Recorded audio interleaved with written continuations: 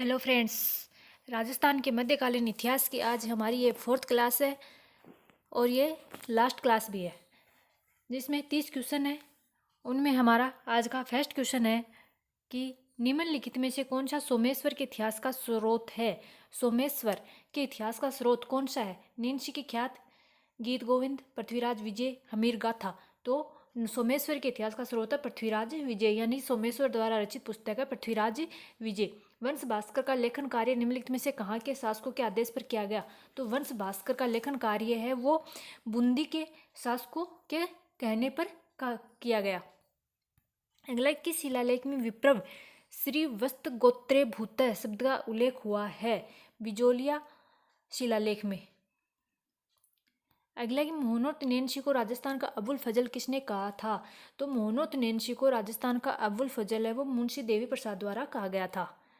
श्यामल दास को केसर ए हिंद की उपाधि किसने प्रदान की थी? श्यामल दास को केसर ए हिंद की उपाधि colonel Impey, Mackenzie, James Tod, Edward पंचम। तो श्यामल दास को केसर ए हिंद की उपाधि है वो कर्नल इम्पी द्वारा प्रदान की गई थी। शेखावाटी शब्द का सर्वप्रथम प्रयोग 1803 ईस्वी में किसने किया था? तो शेखावाटी शब्द का सर्वप्रथम प्रयोग है वो कर्नल गार्डन द्वारा किया गया था। कब किया गया था? 1803 ईस्वी में। किस लेख में बूंदी का नाम वृंदावंती मिलता है? तो किस लेख में बूंदी का नाम वृंदावंती मिलता है? रणकपुर लेख में। अगला, कि राजपूताना की किस रियासत के सिक्कों पर एक और सम्राज्ञी विक्टोरिया का चेहरा और अंग्रेजी में विक्टोरिया एक्सप्रेस लिखा होता था और दूसरी ओर नागरिक था उर्दू लिपि में महाराजा का नाम लिखा होता था?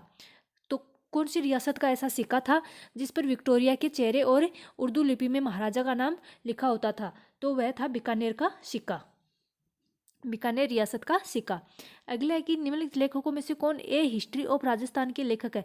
ए हिस्ट्री ऑफ राजस्थान पुस्तक है वो किसके द्वारा लिखी गई है? रीमा हुज्जा द्वारा।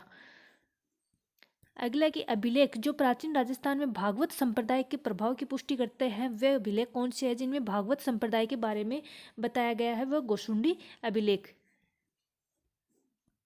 अगला है कि गादिया सिक्के किस राज्य से संबंधित थे? तो गादिया सिक्के वो उदयपुर से संबंधित थे। अगला, हेमचंद्र द्वारा रचित महावीर चरित्र में उल्लेखित कुमारपाल किस राजवंश से था? तो कुमारपाल व चालुक्य राजवंश से संबंधित थे। चंद्रबरदाई द्वारा रचित ग्रंथ का नाम है? तो चंद्रबरदाई ने किस ग्रंथ की रचना की थी? पृथ्वीराज रासो की। अगला, कि पोथीखाना संग्रहालय स्थित है? पोथीखाना कहाँ है? जयपुर में। झाड़साई सिक्के राजस्थान की कौन सी रियासत में प्रचलित थे? तो झाड़साई है वो जयपुर रियासत में प्रचलित थे। अकबर की चित्तौड़ विजय के उपरांत मेवाड़ में मुगल शासकों के द्वारा चलाए गए सिक्के कौन से थे? तो अकबर के जो चित्तौड़ विजय हुई थी उसके उपरांत मेवाड़ में मुगल शासकों के द्वारा जो सिक्के चलाए गए थे उनको सिक्का एलची के नाम से जाना जाता था। गोशुंडी अभिलेख किस लिपि में लिखा गया था? तो गोशुंडी अभिलेख की लिपि पूछी है तो गोशुंडी अभिलेख की लिपि है वो कौन सी है? ब्राह्मी। और भाषा कौन सी है? संस्कृत। मुंडियारी ख्यात किस राजवंश से संबंधित है? तो मुंडियारी ख्यात वो मारवाड़ के राठौड़ों से संबंधित थी। कविराज श्यामल दास द्वारा प्रसिद्ध इतिहास ग्रंथ का क्या नाम है? कविराज श्यामल दास द्वारा प्रसिद्ध इतिहास ग्रंथ है उसका क्या नाम है? यानी श्यामल दास द्वारा कौन सी पुस्तक लिखी गई थी? वीर विनोद। जगत सिंह काव्य के रचयिता कौन है? जगत सिंह काव्य किनके द्वारा लिखी गई थी? रघुनाथ द्वारा। कौन पृथ्वीराज चौहान तृतीय का दरबारी विद्वान नहीं था? यानी पृथ्वीराज चौहान तृतीय के दरबार में कौन कौन थे? विद्यापति गौड़, वागीश्वर जनार्दन, विश्वरूप, ये तीनों तो थे लेकिन सारंगधर है वो उनके दरबारी कवि नहीं थे। वह कौन सा शिलालेख है जिससे ज्ञात होता है कि विग्रहराज चतुर्थ ने दिल्ली को अपने अधीन किया था?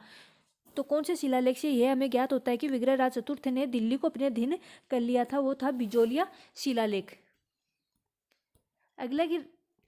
अगला है कि राजस्थान में अशोक का अभिलेख कहाँ से प्राप्त हुआ है? तो अशोक का अभिलेख वो बेराट से प्राप्त हुआ है। अभिलेखों के अध्ययन को कहा जाता है? अभिलेखों के अध्ययन को क्या कहा जाता है? एपिग्राफी। गादिया सिक्के किस राज्य से संबंधित है? तो गादिया वो उदयपुर से संबंधित है। अगला है कि ब्रोच गुज्जर नामक एक ताम्रपत्र के आधार पर राजपूतों को युच्ची जाति का वंशज मानते हुए उनका संबंध कुषाण जाति से किसने जोड़ा है? तो कनिंघम द्वारा ये बात कही गई है। मंडोर अभिलेख किस राजा की प्रशस्ति है? तो मंडोर अभिलेख बाउख की प्रशस्ति है। बीकानेर के महाराजा रतन सिंह द्वारा अपने सामंतों को कन्या का वध रोकने के लिए किया गया प्रतिज्ञा करवाने का वर्णन किस ख्यात में मिलता है? तो बीकानेर के महाराजा रतन सिंह हैं, उन्होंने सामंतों से कन्या वध रोकने के लिए जो प्रतिज्ञा ली थी वह कौन सी ख्यात से हमें प्राप्त होती है, तो वह है दयालदास री ख्यात। अगला, किस इतिहासकार को कानून की माता व कानूनी नाम से भी जाना जाता है? ऐसा इतिहासकार जिसको कानून की माता या कानूनी नाम से भी जाना जाता है वह कौन से? मुंशी देवी प्रसाद। अगला और लास्ट क्वेश्चन है कि कुमारपाल प्रबंध में उल्लेख है कि चित्तौड़ के किले का निर्माण एक मौर्य राजा ने करवाया था, उस राजा का नाम क्या था? किस में उल्लेख किया गया है कि चित्तौड़ के किले का निर्माण किसके द्वारा किया गया है? मौर्य राजा के द्वारा, कुमारपाल में। तो कुमारपाल और उस राजा का नाम क्या है जिसने चित्तौड़ के किले का निर्माण करवाया था? जो मौर्य राजा था उसका नाम था चित्रांगद मौर्य। इसी के साथ क्लास समाप्त होती है। पसंद आई हो तो लाइक करें, शेयर करें, कमेंट करके ज़रूर बताएं। अगर अभी तक चैनल को सब्सक्राइब नहीं किया तो द स्टडी पॉइंट के नाम से जो हमारा चैनल है उसको ज़रूर सब्सक्राइब करें।